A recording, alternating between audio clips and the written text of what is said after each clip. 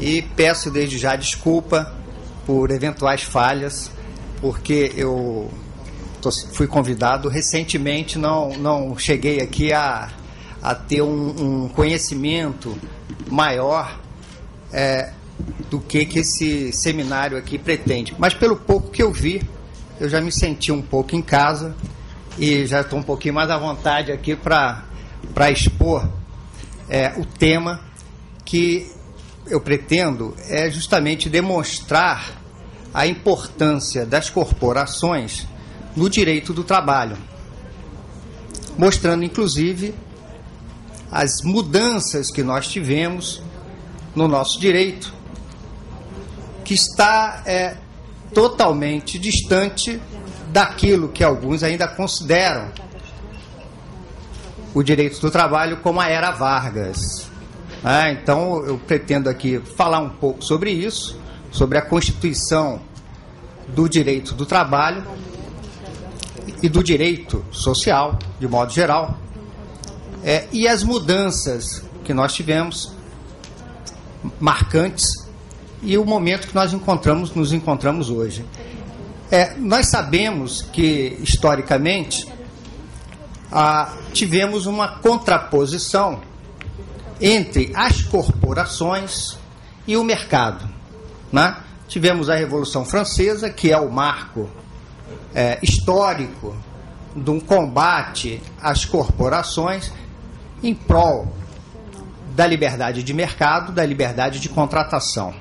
Tivemos, inclusive, aquele período que todo mundo sabe de proibição das corporações. Já no século XX, nós tivemos um processo de junção das corporações com o mercado. Essa junção, ela é positiva, funciona, mas também tem alguns atritos. No Estado Novo, que vai de 1937 a 45, nós tivemos um primeiro momento, que foi o momento, talvez, de maior investimento nas corporações, embora com algumas deficiências.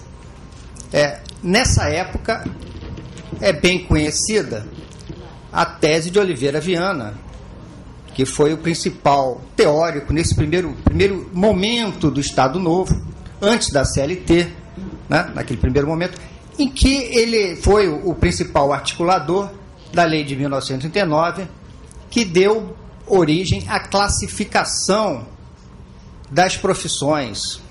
Então, tivemos aqui no Brasil uma primeira discussão sobre a constituição dos grupos profissionais e a sua forma de organização.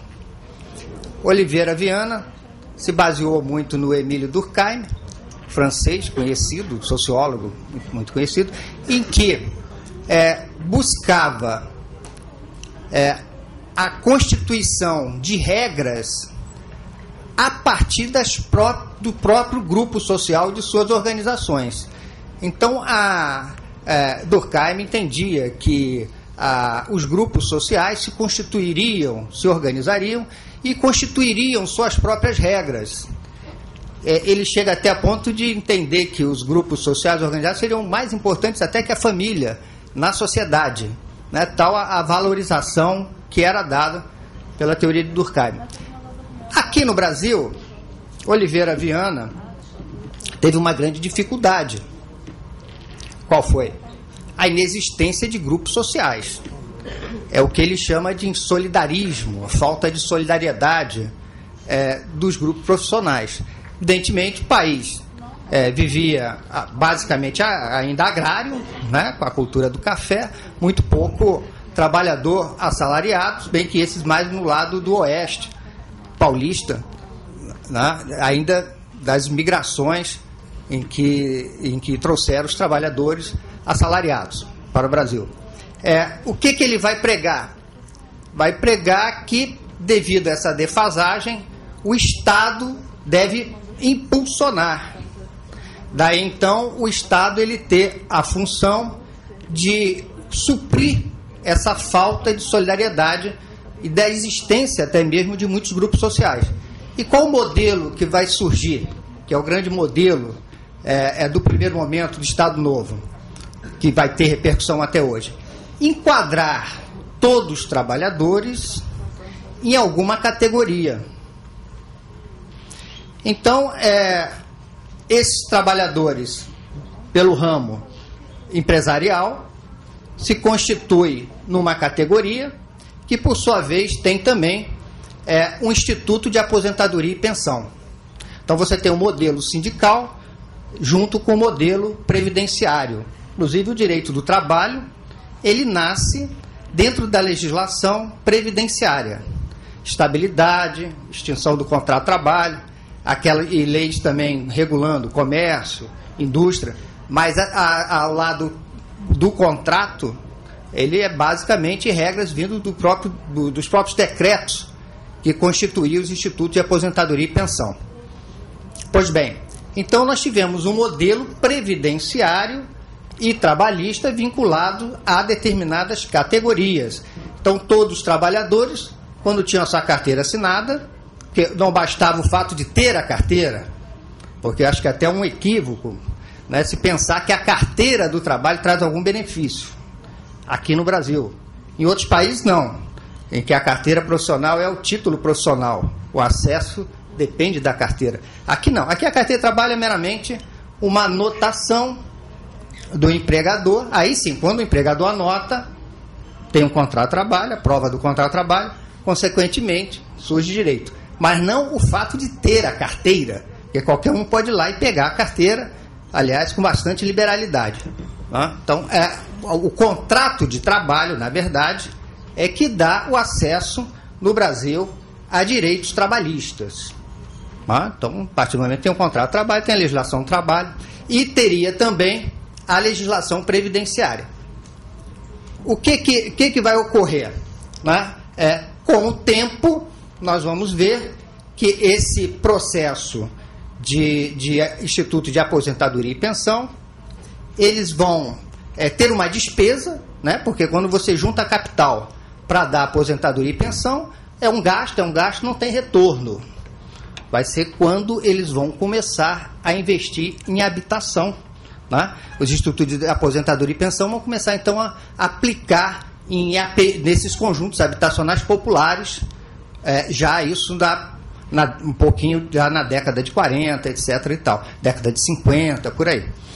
Pois bem, então nós tivemos então um modelo que com a intenção de englobar todos os trabalhadores dentro do enquadramento, embora com deficiência de inexistência de formação de grupo social mesmo, de grupo profissional. Né? Os grupos profissionais no Brasil, eles vão surgindo muito lentamente, principalmente em torno de universidade. Né? As faculdades vão sendo criadas, vão criando categorias, né, de profissionais, principalmente profissionais autônomos, que vão inclusive dar margem mais às chamadas ordens profissionais, né, que aqui no Brasil se usa muito também o conselho profissional, né, que vai ser um ramo também das corporações no Brasil, ao lado dos sindicatos. Já na segunda parte essas corporações, elas vão ter, sindicais no caso, elas vão ter a função de negociar. Por quê? Porque estava proibida a greve. Então, a partir do momento que a greve ela é proibida, inclusive em nível constitucional, há um impulso para uma pressão sobre os sindicatos serem criados já negociando.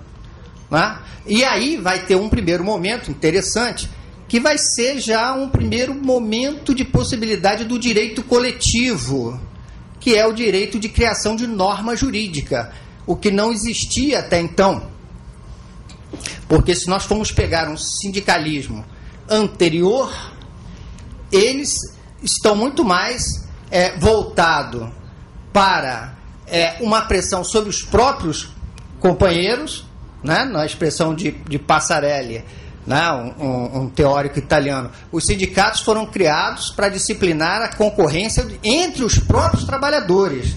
Né? Então nós vamos ter aquela pressão sobre os trabalhadores que vendem sua força de trabalho por um preço mais baixo, são perseguidos, né, quem não faz greve. Então, o sindicato, ele, no momento anterior, ele atua muito mais direto ao mercado, estipula, por exemplo, ninguém vende a força de trabalho abaixo de X. E aqueles que vão se empregar por um valor menor são perseguidos. E é pela lei de mercado que os sindicatos atuam e praticamente não existe negociação coletiva. Os acordos que eram feitos eram acordos imediatos, ao estilo de um feixe de contratos individuais, um imediato aumento, né? E aquilo não tinha função de norma coletiva. Essa função de norma coletiva, ela vai surgir de forma ainda bem embrionária no Estado Novo, no sentido de que os sindicatos representam, inclusive surge a primeira ideia de representar toda a categoria, porque os sindicatos não representavam toda a categoria, nem mesmo com a CLT quando surge, porque a CLT não estabelecia isso vai ser na reforma da década de 60. Então, num primeiro momento, os sindicatos representam só os seus associados, e mais, há inclusive possibilidade de haver negociação com um grupo de trabalhadores. Isso só vai ser quebrado definitivamente com a Constituição de 88, porque a própria CLT permite isso, é o artigo 617. Né? Só bem que quando o sindicato recusa a negociar. Mas na lei de 1932 e tal, já havia a possibilidade de formação de negociação com o grupo. Né? E pela primeira vez vai se tentar, então, que o sindicato represente toda a categoria, inclusive baseado no modelo da Carta del Lavoro, que era o modelo, né, representado. Então, as corporações, elas têm uma importância enorme no direito do trabalho, nesse aspecto de se constituir normas jurídicas, né, criando regras. Em 43 surge a CLT, já com uma visão contratualista.